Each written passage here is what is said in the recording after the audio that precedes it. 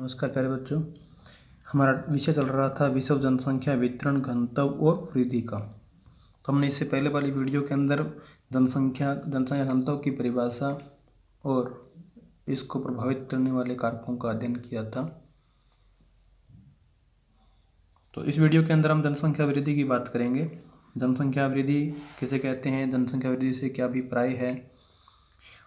किसी क्षेत्र में समय की किसी निश्चित अवधि के दौरान बसे हुए लोगों की संख्या में परिवर्तन को जनसंख्या वृद्धि कहते हैं। किसी क्षेत्र में समय की किसी निश्चित अवधि के दौरान, किसी क्षेत्र में मतलब किसी एरिया के अंदर किसी निश्चित अवधि के दौरान मतलब 1 साल के अंदर, 2 साल के अंदर, 3 साल के अंदर कितनी जनसंख्या में परिवर्तन हुआ है वो जनसंख्या वृद्धि कहलाती है। मान लीजिए सन 2001 में जनसंख्या है इस क्षेत्र की 102 और 2011 में इस क्षेत्र की जनसंख्या हो गई 121। भारत की मान लीजिए, ये भारत का एरिया मान लीजिए। भारत में जनसंख्या 2001 में 102 करोड़ और 2011 में 121 करोड़, मतलब 1 से 11 10 सालों के अंदर भारत के अंदर जनसंख्या में वृद्धि हुई है। कितनी? 19 करोड़ की।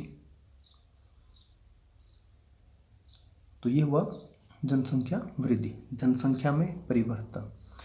किसी क्षेत्र में और निश्चित अवधि मतलब 10 साल के अंदर ये जनसंख्या में इतनी वृद्धि हुई है, वो जनसंख्या परिवर्तन कहलाता है। अथवा समय के 2 अंतरालों के बीच एक क्षेत्र विशेष में होने वाली जनसंख्या में परिवर्तन को जनसंख्या वृद्धि कहा जाता है। समय के 2 अंतरालों के बीच, समय के 2 अंतराल हो गए ना, 2001 से 2011 10 सालों का अंतराल हो गया ना, के बीच एक क्षेत्र विशेष में, एक क्षेत्र के अंदर होने वाली जनसंख्या में परिवर्तन को जनसंख्या वृद्धि कहा जाता है। जनसंख्या परिवर्तन के जो घटक हैं, मतलब जनसंख्या का जो परिवर्तन होता है, जनसंख्या में जो वृद्धि होती है वो धनात्मक भी हो सकती है और ऋणात्मक भी हो सकती है। तो जनसंख्या में परिवर्तन के जो कारण हैं वो जन्म दर हो सकता है, मृत्यु दर है, प्रवास या जनसंख्या की गतिशीलता। जन्म दर, मृत्यु दर और प्रवास, ये जनसंख्या के परिवर्तन को प्रभावित करते हैं तीनों। जन्म दर किसे कहते हैं? प्रति 1000 व्यक्तियों पर जीवित शिशुओं की दर को जन्म दर कहते हैं। मृत्यु दर इसका उल्टा हो जाएगा, प्रति 1000 व्यक्तियों पर मृतकों की संख्या मृत्यु दर कहलाती है।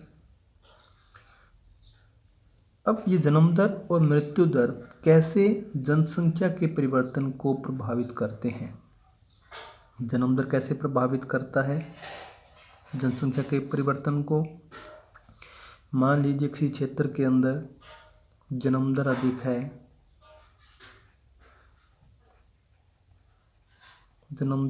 है और मृत्यु दर कम है, तो इस क्षेत्र में जनसंख्या की वृद्धि होगी या कमी होगी? वृद्धि होगी। जन्म दर अधिक होने से और मृत्यु दर यहाँ पर कम होगी तो जनसंख्या में तो परिवर्तन हो जाएगा ना, यहाँ जनसंख्या में बदलाव हो जाएगा। अब जन्म दर जनसंख्या परिवर्तन को प्रभावित करती है। मान के चलिए विकसित राष्ट्र होते हैं एक होते हैं विकासशील राष्ट्र और एक अविकसित होते हैं। भारत हमारा विकासशील की श्रेणी में आता है, या आप ऐसे कह सकते हैं कि भारत तो विकसित और विकासशील के मध्य में खड़ा है। आज के टाइम तो न विकसित भी नहीं है और विकासशील भी नहीं है, दोनों के मध्य का हिस्सा मान सकते हैं, लेकिन हम विकासशील ही, बुक में विकासशील ही बताती है। तो विकासशील देशों के अंदर सभी के अंदर जन्म दर अधिक है। जन्म दर अधिक है विकासशील देशों में, तो वहाँ की जनसंख्या भी अधिक है। मृत्यु दर, मृत्यु दर भी जनसंख्या के परिवर्तन को प्रभावित करती है।